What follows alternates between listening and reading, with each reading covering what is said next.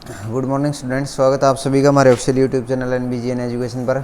और आज का जो टॉपिक है वो क्लास 8th का लेसन 5th है, कोल एंड पेट्रोलियम, यानी कोयला और पेट्रोलियम। ये अब दैनिक जीवन में देखते हैं कि कोयला के क्या उपयोग हैं, कहाँ से ये प्राप्त होता था, किस प्रकार इनका निर्माण हुआ। और सेकंड जो है पेट्रोलियम, ये भी हम दैनिक जीवन में बहुत ज़्यादा प्रयोग करते हैं। बहुत सारी मशीनें पेट्रोलियम से चलती हैं, बहुत से पेट्रोलियम के उपकरण हम आसपास देखते हैं। तो आइए पढ़ते हैं कोल एंड पेट्रोलियम। तो we use various materials for our basic needs. हम हमारी दैनिक ज़रूरतों के लिए बहुत से पदार्थों का प्रयोग करते हैं। Some of them are found in nature and some have been made by human efforts. कुछ तो उसके अंदर क्या हैं जो प्राकृतिक हैं, और कुछ क्या हैं जो मानव ने अपने प्रयासों के द्वारा अपनी आवश्यकताओं की पूर्ति के लिए बना ली। यानी आवश्यकता आविष्कार की जननी है। जिस चीज़ में मनुष्य को आवश्यकता होती है वो लगभग कहीं ना कहीं से उसको कंप्लीट कर ही लेता है, चाहे वो नेचर से मिले चाहे वो बनानी पड़े उसको। और उसकी आपने एक लिस्ट बनानी है नेचुरल की। नेचुरल में क्या है जो प्रकृति ने हमें दिया है, फॉर एग्जांपल पेड़ पौधे हैं, और जितने भी नेचुरल गैसेज हैं, और सिंथेटिक आपके जितने भी फाइबर हैं, नेचुरल फाइबर, सॉरी सिंथेटिक नहीं, जितने भी चीज़ें आपने प्रकृति में दी हैं उनकी एक लिस्ट बना सकते हो। इसके अतिरिक्त मैन मेड, मनुष्य के द्वारा निर्मित जितनी भी मशीनें हैं, जितनी भी टेक्नोलॉजी है, ये सारी क्या हैं, मानव निर्मित है। Do these list include air water soil and minerals? बिल्कुल, air water soil and minerals ये क्या हैं, नेचुरल हैं। Since all these are obtained from nature they are called natural resource. इसलिए ये हमें प्रकृति ने दिया है तो इन्हें हम प्राकृतिक स्रोत बोलते हैं। क्या बोलते हैं? प्राकृतिक स्रोत, natural resource. Can we use all our natural resource forever? क्या हम सदा के लिए अपने जो नेचुरल रिसोर्स हैं उनको प्रयोग कर सकते हैं? क्या वो कभी ख़त्म नहीं होंगे? Can air water and soil be exhaust by human activities? क्या इनके द्वारा, यानी मानव निर्मित, मानव की जो क्रियाएं हैं उनके कारण है, क्या जो ये आपकी हवा, पानी और धरती है ये ख़त्म हो जाएगी? You have already studied about the water in class 7th is water limitless source. तो आपने वाटर के बारे में पढ़ा है, जिसमें ये बताया गया है कि जो जल है वो क्या है, लिमिटलेस रिसोर्स है, इसकी कोई सीमा नहीं है। In the light of the availability of various resource in nature, natural resource can be broadly classified in 2 kinds. यानी अवेलेबिलिटी हो कि प्रकृति में कितनी मात्रा में वो चीज़ें उपस्थित हैं। In the light of availability of various resource, अलग अलग जो स्रोत हैं आपके वो अलग अलग मात्रा में प्रकृति के अंदर उपलब्ध है। Natural resource can be broadly classified in two kinds. यानी नेचुरल रिसोर्स जो हैं उनको हम 2 हिस्सों में बांटते हैं। पहला है इनएक्सॉस्टेबल natural resource.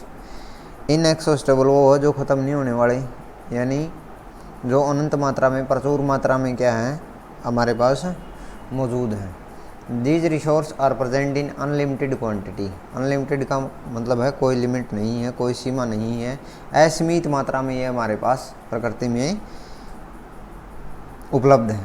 And are not likely to be exhausted by human activities, और ह्यूमन एक्टिविटीज़ के द्वारा भी वो ख़त्म नहीं होने वाले। फॉर एग्जांपल सनलाइट है, सूर्य से आने वाली जो किरणें हैं, एयर है, हवा है, तो इन्हें हम क्या बोलते हैं, इन एक्सॉस्टेबल नेचुरल रिसोर्स। यानी इन एक्सॉस्टेबल नेचुरल रिसोर्स वो होते हैं जिसकी हमें, जो प्रकृति में अनलिमिटेड क्वांटिटी में मौजूद है, यानी जो असीमित मात्रा में प्रकृति में उपलब्ध है, उन्हें हम क्या बोलते हैं, इन एक्सॉस्टेबल नेचुरल रिसोर्स बोलते हैं।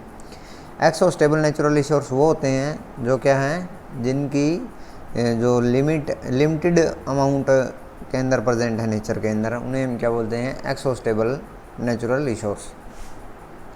तो the amount of the resource in nature is limited. इनके प्रकृति में इनकी मात्रा क्या है, लिमिटेड है। They can be exhausted by human activities. ये ह्यूमन मानव की क्रियाओं के द्वारा ये ख़त्म हो सकते हैं। For example of these resource are forest, wildlife, minerals, coal, petrol and natural gas. यानी इसके उदाहरण क्या है, जैसे वन है। अब वन, यदि जनसंख्या इसी मात्रा में बढ़ती रही तो हमें रहने के लिए क्या है, मकानों की आवश्यकता है, और ज़मीन कोई ऐसा चीज़ है नहीं जिसको हम खींच के बढ़ा सकें। तो इसके लिए आपको क्या करना पड़ेगा कि आपको जो जंगल हैं वो साफ़ करने पड़ेंगे, और रोड ज़्यादा बनाने पड़ेंगे कनेक्टिविटी के लिए, तो उसके लिए भी जंगलों की कटाई करनी पड़ेगी। तो हर चीज़ की वो होने के कारण जो डिफॉरेस्टेशन आपको करना पड़ेगा, यानी वनों को काटना पड़ेगा। वाइल्ड लाइफ यानी वन्य जो जीव है फॉरेस्ट के साथ वो ख़त्म हो जाएगी। मिनरल्स जो प्राकृतिक स्रोत हैं, अब उनको जीने के लिए क्या है, हर चीज़ की आवश्यकता पड़ेगी। तो जितने भी आप ज़्यादा से ज़्यादा निकालोगे प्राकृतिक स्रोत वो जल्दी ख़त्म हो जाएंगे यदि अर्थ क्रस्ट से, पृथ्वी की सतह से। कोल, कोयला, पेट्रोलियम और नेचुरल गैस। कोयला, पेट्रोलियम और नेचुरल गैस इनके ऊपर है तो मैन फोकस ही रहता है, क्योंकि पेट्रोलियम आपको पता है कि बहुत सी चीज़ें ऐसी हैं जो पेट्रोल से चलती हैं। नेचुरल गैस प्राकृतिक गैस जो पेट्रोल के ऊपर पाई जाती है। अब इनके सीमित भंडार हैं, और आप जितना मर्जी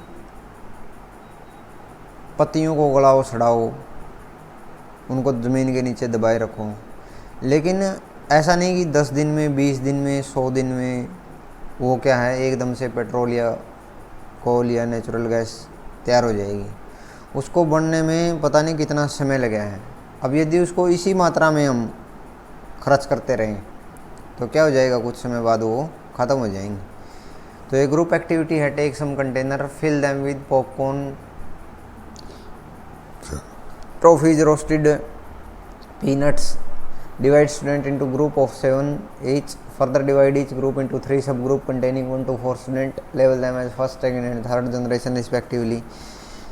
तो ये आपको बताने के लिए है कि भाई मान लिया इनके बड़े कंटेनर हैं, पॉपकॉर्न के हैं, पीनट्स के हैं, टॉफीज के हैं, तो उसमें क्या है, एक 7 बच्चों का ग्रुप बनाओ, 7 बच्चों के ग्रुप बनाओ, और उसके बाद उन ग्रुपों को आके 3 भागों में बांट दो, जिसमें 1 स्टूडेंट हो, 2 हो और 4 हो। तो दिस सब ग्रुप रिप्रेजेंटेड द कंज्यूमर्स। यानी कंज्यूमर्स क्या होते हैं, कंज्यूमर्स होते हैं जो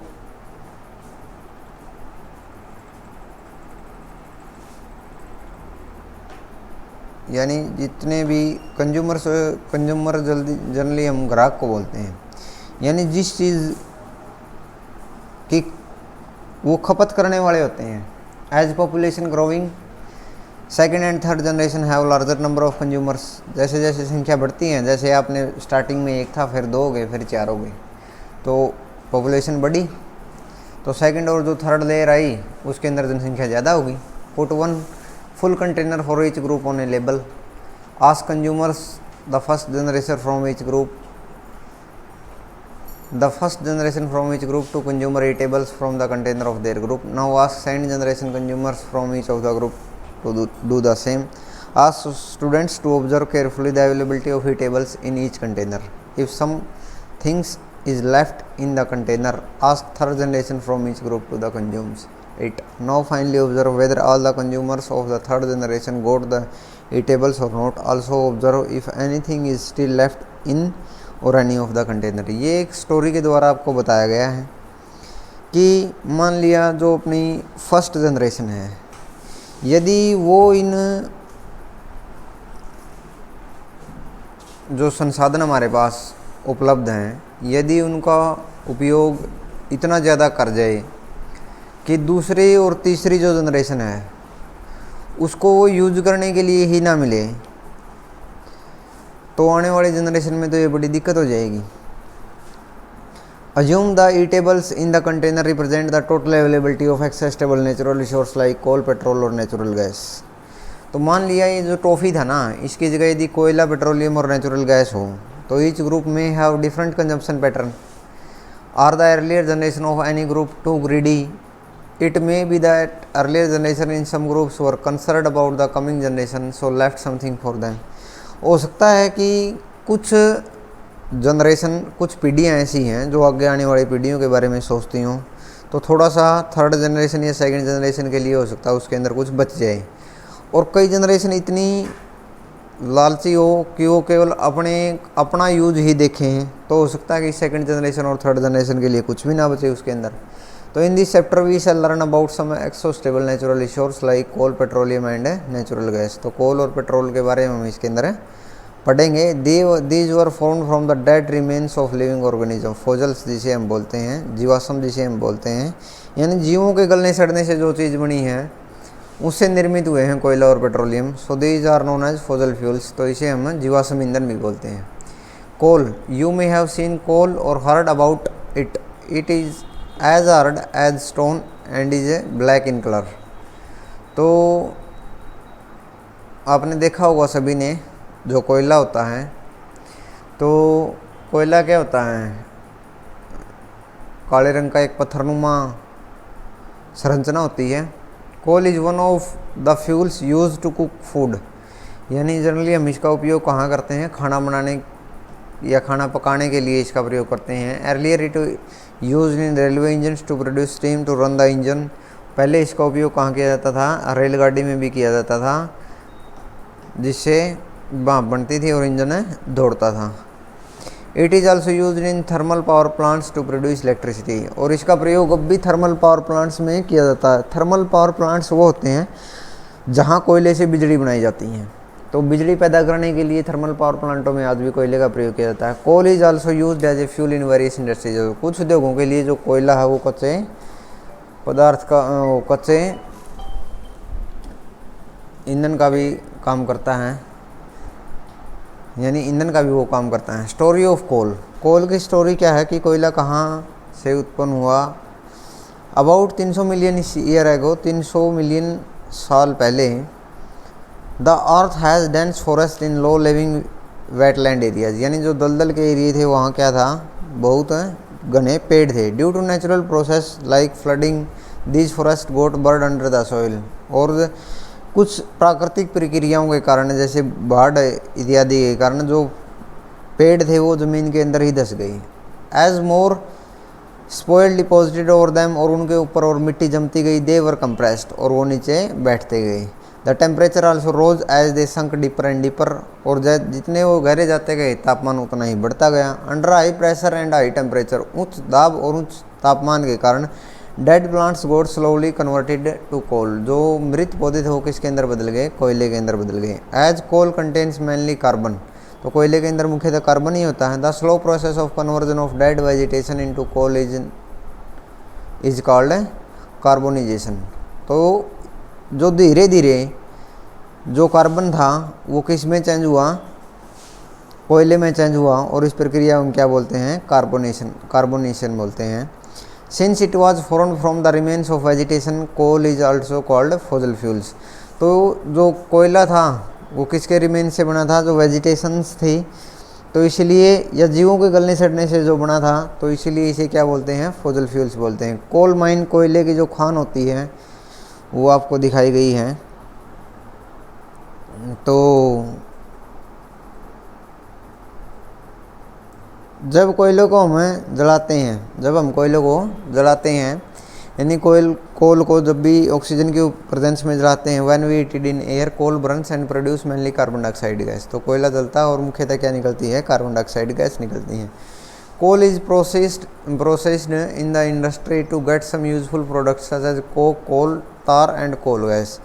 तो कोयले का जो औद्योगिक उपयोग है, उससे निकलने वाले जो उत्पाद हैं वो कौन से हैं, तो कोक है, कोयला खुद है, कोल तार है, और कोल गैस है, यानी तारकोल है, और क्या है, कोल गैस है।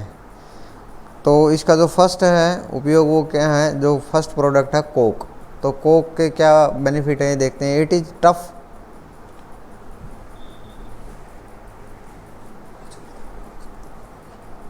It is tough porous and black substance, तो ये बहुत ही कठोर और काले रंग का पदार्थ होता है। It is almost pure form of carbon, carbon का ये शुद्ध रूप होता है। Coke is used in manufacture of steel and in the extraction of many metals, और इसका प्रयोग कहाँ किया जाता है, स्टील के निर्माण में और धातुओं के निष्कर्षण में, यानी धातुएं यदि अलग निकालनी हो तो उसका उपयोग करते हैं हम किसका, कोक का यानी कोयले का।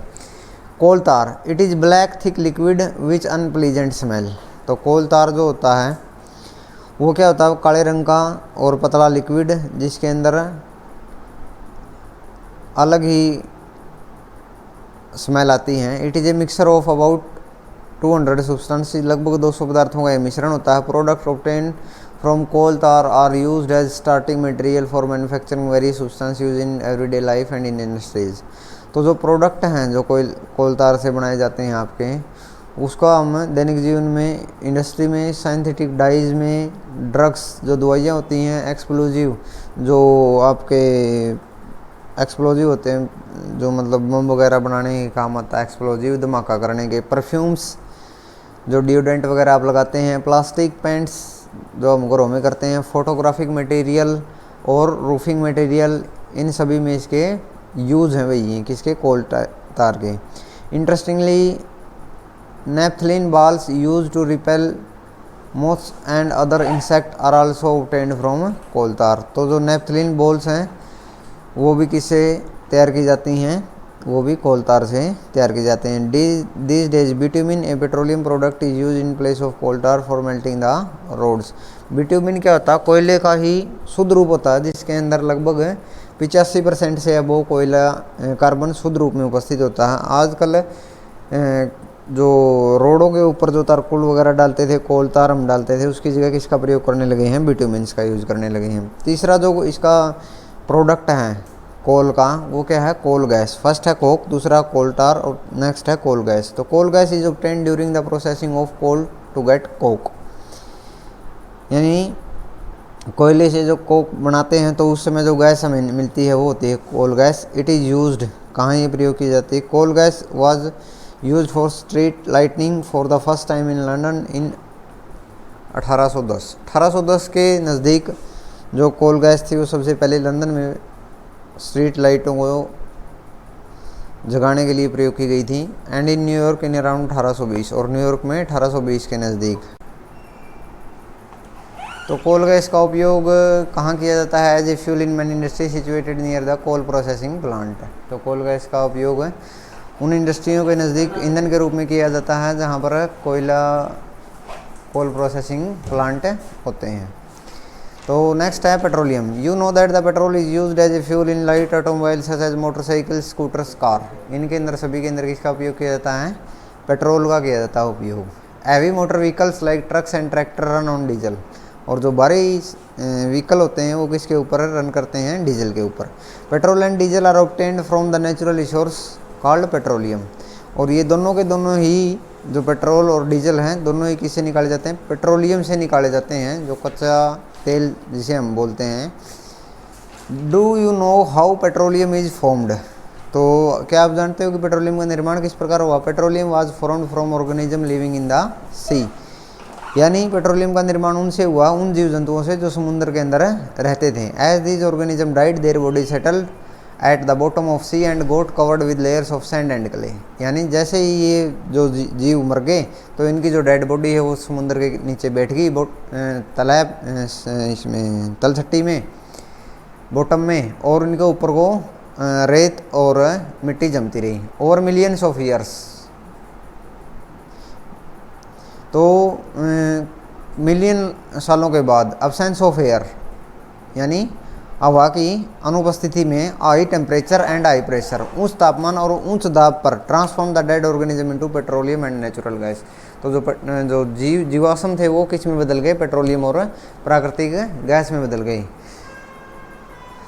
तो आपको एक डायग्राम दिख रहा होगा बुक में, उसके अंदर दिखा भी रखा है ये कि किस प्रकार से कोल और पेट्रोलियम डिपॉजिट होते हैं। You see the layer containing petroleum oil and the gas are is above that of water, यानी पानी के ऊपर इनकी परत होती है। Why it is so, recall the oil and gas are lighter than water and do not mix with it. तो पानी के ऊपर जो तेल है वो तैरता रहता है, इसलिए ये जो है पानी के ऊपर पाए जाते हैं।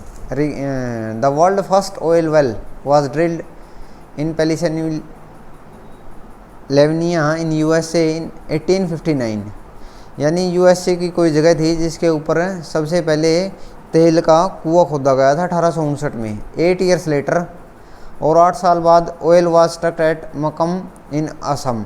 तो इंडिया में भी 8 साल बाद एक तेल निकालने का कुआं खोद दिया गया असम में। In India oil is found in Assam, Gujarat, Mumbai I and in the reverse basin of Godavari and Krishna. तो भारत में तेल कहाँ कहाँ पाया जाता है? असम में, गुजरात में, मुंबई में, और गोदावरी और कृष्णा का जो डेल्टा है उनके अंदर पाया जाता है। रिफाइनिंग ऑफ पेट्रोलियम किस प्रकार होती है? Petroleum is a dark oily liquid. Petroleum जो होता है वो एक